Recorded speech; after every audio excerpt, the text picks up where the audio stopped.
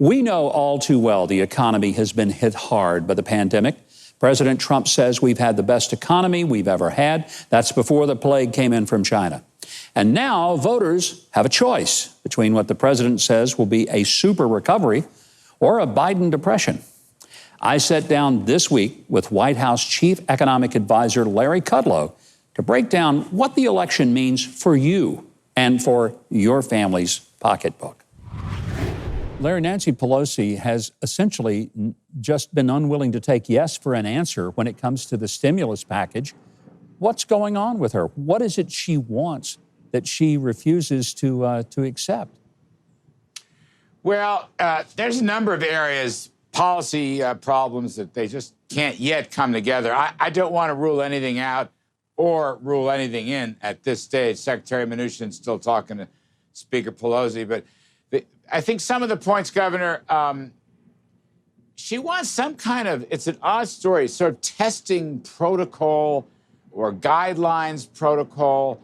And we're not really sure because Mnuchin agreed to part of it, but there were wording issues. You know, we don't have the authority to mandate various things. That's all done at the state level, as you know Sure. quite well as former governor of Arkansas. So that's one issue. Then there is a big spending issue regarding state and local governments. President Trump does not want to bail out poorly managed states or their pension funds. That's still a key issue. Another issue, surprisingly to me, we want to provide an investment tax credit for onshoring companies that maybe come back from China to the U.S. or come to the U.S. for the first time. We'd like to help them along with our very low corporate tax rates and deregulation. This is a great place to invest. Apparently, they don't want to have an onshoring provision. So, you know, this is a weird story because I'll tell you what, we're going to have a very strong economic recovery. It's a V-shaped recovery. The third quarter number is going to be reported out on Thursday. It's going to be a strong number.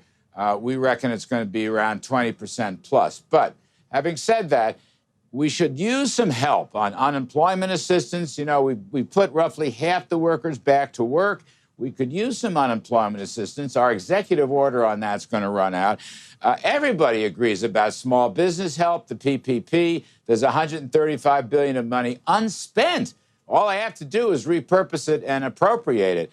The airlines need some money. We'd love to put some money into the K-12 schools for COVID-related expenses. Those things are things that everybody agrees with. They would help. And yet, we can't seem to get the House to move on this. They're very, very stubborn. And it's really a matter of ideology and politics. And I don't disrespect their ideology. I disagree with it. But I'm just saying, do that another time. Why do we have to do that now? Let's do what we need to do right now. It could be done very fast. So the whole thing's kind of difficult story. Not over yet, I might add. Well, you know, it's almost as if we got a lot of hungry people. And the question is Nancy Pelosi willing to give them half a sandwich today and work on the other half later? It sounds like it's an all or nothing proposition for her. And usually when you push for all or nothing, you get nothing. And that's what's frustrating, I think, to many of us who want people who are in desperate need for the help to be able to get it. I want to talk about the contrast between these two presidential candidates. We are hours now away from the election. If Joe Biden were to be elected, what's going to be different than if Donald Trump gets elected in terms of our economy and how it affects my household and the average household of people out there in the country? Well, I'll tell you what, we've been using estimates from the Hoover Institute out at Stanford University. And if Mr. Biden gets his across-the-board tax hikes and his re-regulation, I mean, they basically want to take over, government takeover of health care and energy, no oil and natural gas, for example.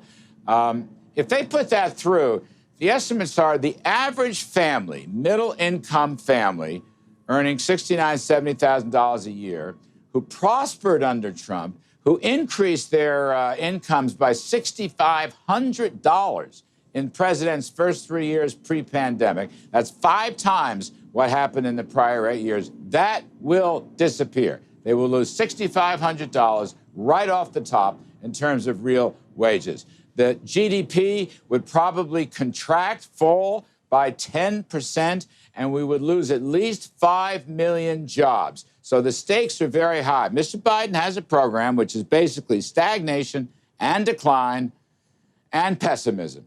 President Trump is going to further cut tax rates, right? He's pledged a middle-class tax cut that we are working on.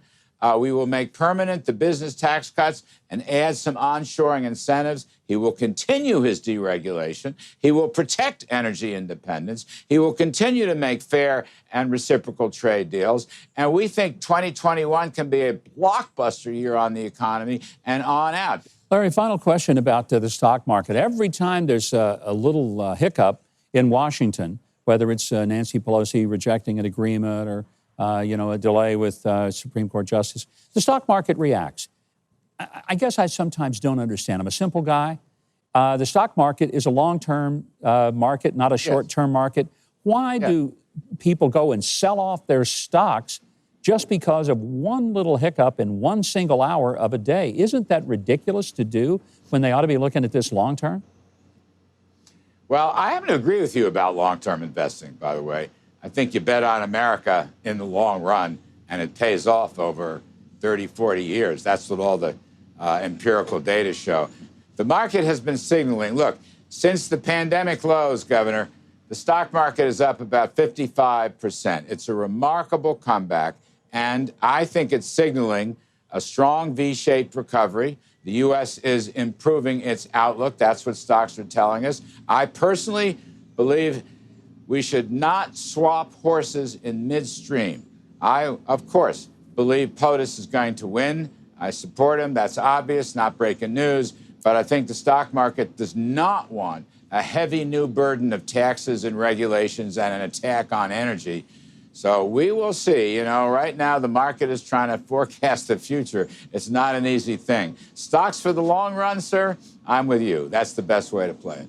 Well, I'm hoping that American families will realize that having a tax increase affecting their household income is not something they really should embrace right now. Larry Kudlow, great to see you. Thank you for joining us again, and hopefully we'll be talking for many, many months ahead on the growing American economy. Thank you, sir. Appreciate it. All best. Well, the economics of the country are usually what drives an election. It's certainly going to be interesting to see this week if that holds true again. Thanks to Larry Kudlow for being with us. It's always a pleasure speaking with him. He does such a great job of making great sense out of nonsense. And boy, that's something we need now more than ever.